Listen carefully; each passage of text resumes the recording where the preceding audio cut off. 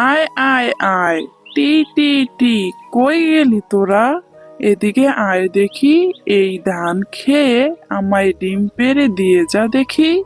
তোরা যদি ডিম না পারিস তাহলে আমি ভাত খাবো কি করে? কই গেলি তোরা, আমার লালা বোলা? তাড়াতাড়ি এদিকে আয় দেখি। বুড়ির ডাক শুনে মুরগি দুটি বুড়ির কাছে চলে আসে ধান খাওয়ার জন্য। মুরগি দুটির নাম ছিল লালা আর ভোলা। বুড়িমা, আমরা এসেছি। আর প্রতিদিন ধানই কেন খেতে দাও আমাদের? মাঝে মধ্যে তো গরম ভাত আর চালও দিতে পারো আমাদের খেতে। বুড়িমা, ধান খেতে এখন আর আমাদের ভালো লাগে না। কি করব বল, আমার কি আর অনেক কিছু আছে যে তোদেরকে ভাত আর চাল খেতে দিব? তোদের খাবারের জন্য আমি সেই সকালবেলা ঘুম থেকে উঠে খেতে খামার থেকে ধান কুড়িয়ে নিয়ে আসি, আর সেই ধান আমি তোদেরকে খেতে দেই। আমি তো নিজেই ভালো মন্দ খেতে পারি না রে। মানুষ যেই ভাত আমাকে দেয় আমি সেই ভাত গরম করে, আর তোরা যেই ডিম দেস আমাকে, ওই দুইটি ডিম আমি সিদ্ধ করে ভাতের সাথে খাই। হয়েছে, থাক। আর এই আবেগ জর্জরিত কথা আমাদের আর বলতে হবে না। দাও দেখি বুড়িমা, আমরা এই ধানই খেয়ে নিচ্ছি। দক্ষিণের জঙ্গলে এক বুড়িমা বসবাস করত। তার আপন বলতে এই দুনিয়াতে শুধু দুইটি মুরগি ছিল, আর বুড়িমার ছিল এই দুইটি কথা বলার মুরগি। তাদের সাথে কথা বলতে বলতে বুড়িমা সারা দিন কেটে যেত। প্রতিদিন মুরগি দুইটি যে দুটো ডিম দিত, ওই দুটো ডিম খেয়ে বুড়িমা থাকতো। এইভাবেই সুখে দুঃখে বুড়িমার দিন কেটে যেত। একদিন বুড়িমার প্রতিবেশী শেফালি শিয়ালিনী মুরগি দুটিকে দেখলো। এলাকার এত মানুষের মুরগি চুরি করে খেলাম, কেউ আমাকে ধরতে পারলো না। এবার দেখি বুড়িমার মুরগি দুটো চুরি করে খেতে হবে। মুরগি দুটি তো দেখতে বেশ নাদুস নুদুস। বুড়িমার প্রতিবেশী শেফালি শিয়ালিনী মুরগি দুটি চুরি করার জন্য সুযোগ খুঁজতে থাকলো।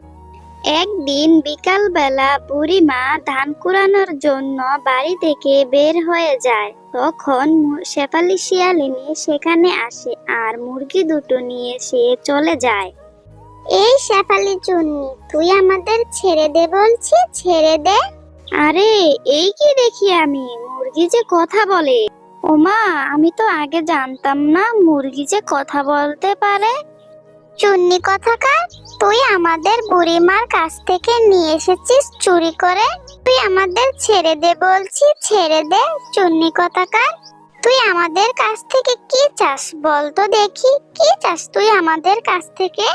আমি যে কি চাই সেটা আমি নিজেই ভুলে গেছি। তোদের মুখ থেকে মানুষের মতো কথা বলা শুনি, আর তোদেরকে কথা বলতে দেখে আমার মাথায় অন্য চিন্তা চলে এসেছে।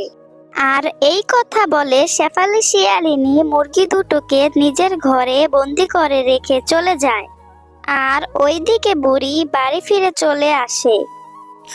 আয় আয় আয়, টি টি টি, কই গেলি রে তোরা, আমার লালা বোলা? তোদের জন্য খাবার নিয়ে চলে এসেছি। আর এইদিকে বুড়ি অনেক সময় ধরে মুরগি দুটোকে খুঁজতে থাকে, আর মুরগি দুটো এখানে আর আসে না। আর অনেকক্ষণ না আসায় বুড়ি চিন্তায় পড়ে যায়। ওদের কি হলো, ওরা এখনো কেন আসে না? ওদের কোনো বিপদ হলো না তো? বা ওদেরকে কেউ ধরে নিয়ে চলে গেল না তো? আর ধরেই যদি নিয়ে যায় তাহলে তো খেয়ে ফেলবে। আর এই কথা বলে বুড়িমা অনেক কান্না করতে লাগলো। আর কান্নার শব্দ শুনে শেফালি শিয়ালিনী সেখানে আসে বুড়ির সাথে মজা করার জন্য। ও মা, কি হয়েছে বুড়িমা তোমার? তুমি কান্না করছো কেন?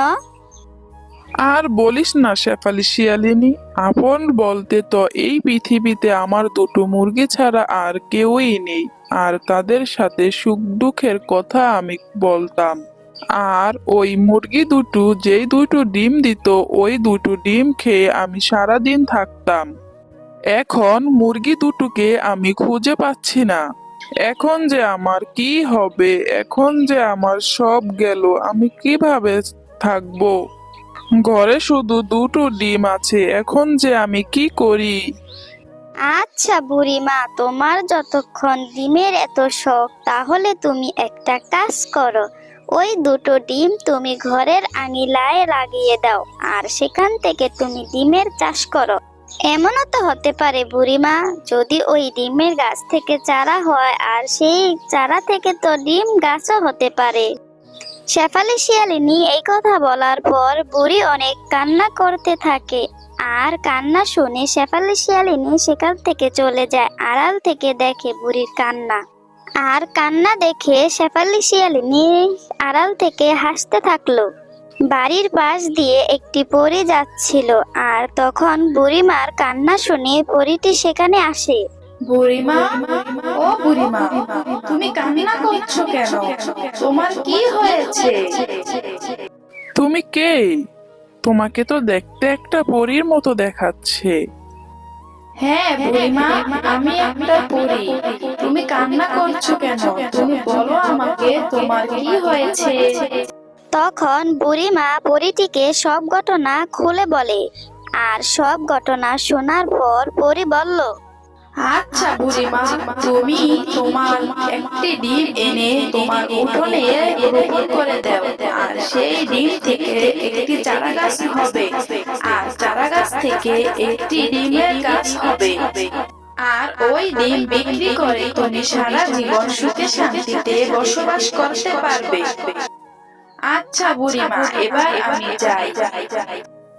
এই কথা বলার পর পরী সেখান থেকে চলে যায়। আর বুড়িমাও সেখান থেকে চলে যায় একটি ডিম আনার জন্য।